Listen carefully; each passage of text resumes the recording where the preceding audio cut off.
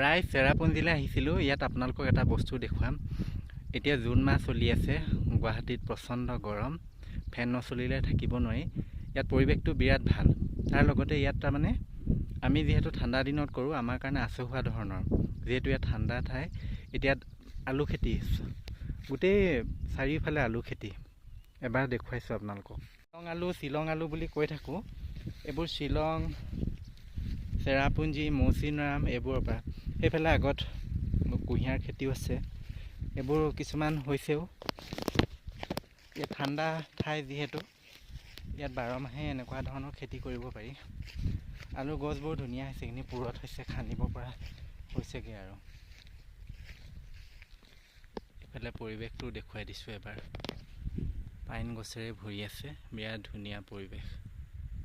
আৰু আগলৈও আছে। সেইফালে মই যিহেতু আগলৈ যোৱা নাই, মই এইখিনিত আলু কাৰণে এইখিনিতে এবাৰ দেখুৱালোঁ।